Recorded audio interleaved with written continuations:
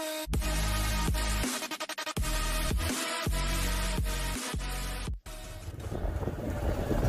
don't ever slow up, no I don't take shit. I got no love for the fakeness. If you wanna play tough and wanna hate this, I'll always show up. I don't ever slow up, no I don't take shit. I got no love for the fakeness. If you wanna play tough and wanna hate this, I'll always show up and make a statement. I don't ever slow up, no I don't take shit. I got no love for the fakeness. If you wanna play tough and wanna hate this, I'll always show up and make a statement. Everything I do so instinctive and so passionate. Every word I move so descriptive like an adjective. I got a vendetta against people who patented being negative when you should be getting after it. I got facts over tracks, this and that. Spitting slow, spitting fast. I could roast, I could gas. Think I'm okay at last, but I don't know if that can erase all the past. And the pettiness, a reflection of the emptiness. Hilarious, you think you're worth my time, you're delirious. Mysterious, because you hide behind a fake exterior. Inferior, you know I'll always be a bit superior. Get off of me, this ain't no humble brag. I want you to hear words, you can say them back. I want you to feel free from the chains that last, and to believe in what you got, it was built to last, yeah. Now that I've been put through, I never got anyone's help. I had to do it all myself. I don't ever slow up, no I don't take shit. I got no love for the fakeness. If you wanna play tough and wanna hate this, I'll always show up and make a statement. I don't ever slow up, no I don't take shit. I got no love for the fakeness. If you wanna play tough and wanna hate this, I'll always show up and make a statement. Gonna learn the consequence of being incompetent. Mental health is confidence, dreams and some honestness. I'm not here to save the day, that's for you to take away. I could play a million mind games, but instead I say something not illogical, something that is topical. Rub it on and watch it go, make yourself unstoppable. Dreams are irresponsible, but they're always possible. If you just believe, you could be so remarkable. Thoughts in my head, a collage and they spread. I'll be great one day, going off of my meds. No, I'm not giving up, no, I'm not giving in. I will make it to the top, taking off in the wind. I gotta make it, I'm saving every day to taste it. I'm patient, but my mind, it can hardly take it. I'm chasing a dream that I've had for several ages. A vacant, modern kingdom for the taking. Now that I've been put through, I never got anyone's help. I had to do it all myself.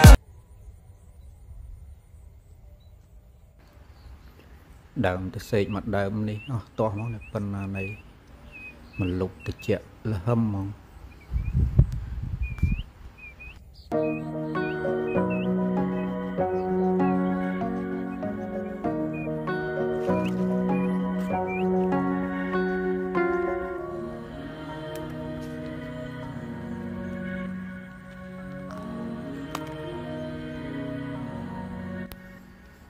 đừng từ na thế ngày này mẹ màu bần lên bần chụp đón mới màu sụp cho là cả nơi bần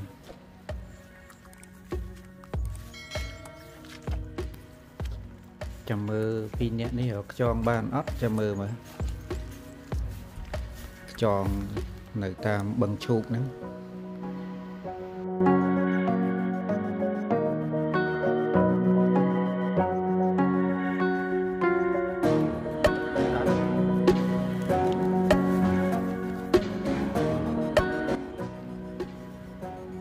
đại mà để xa xa rồi nơi cao toàn miền đại xuống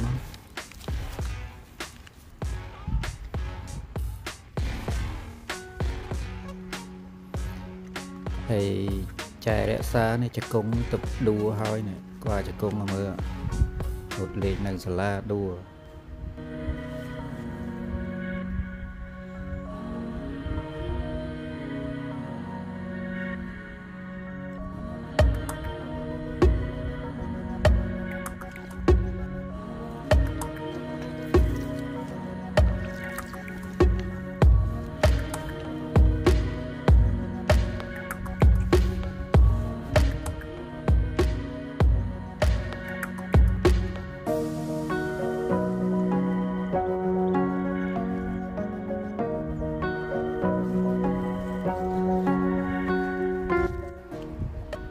nơi nóng miên ót sợ miên này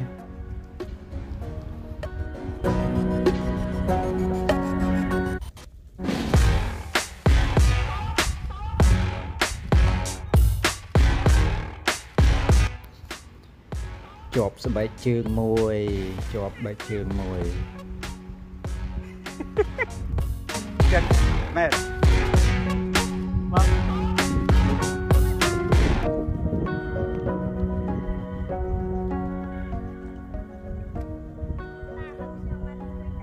không phải tôi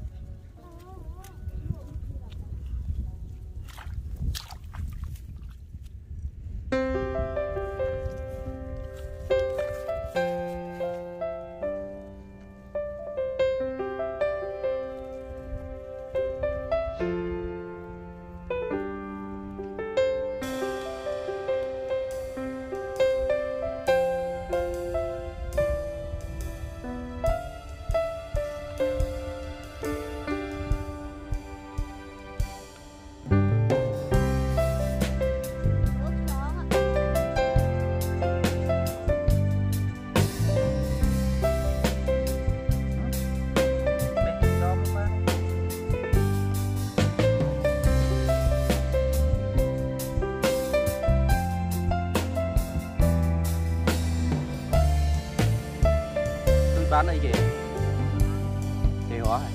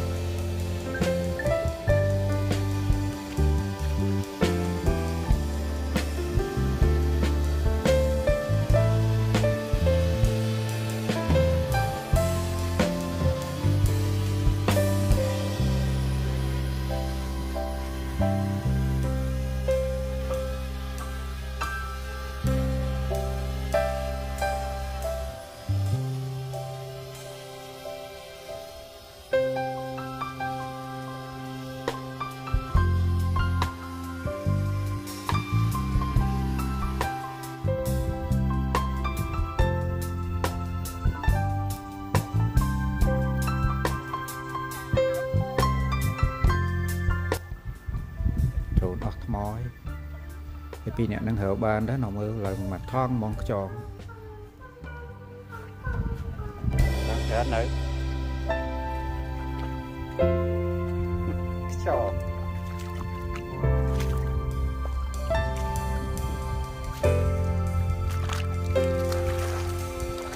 không à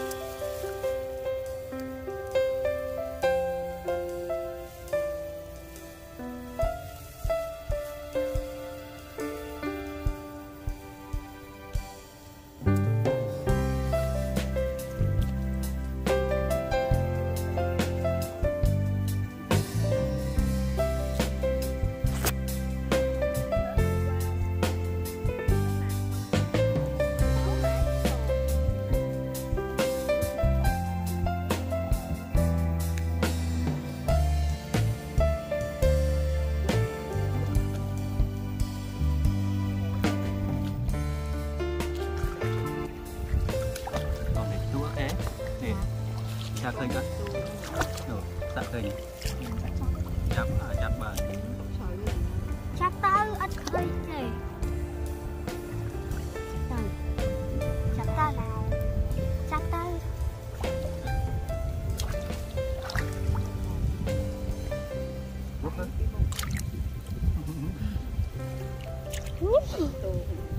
nè thì tô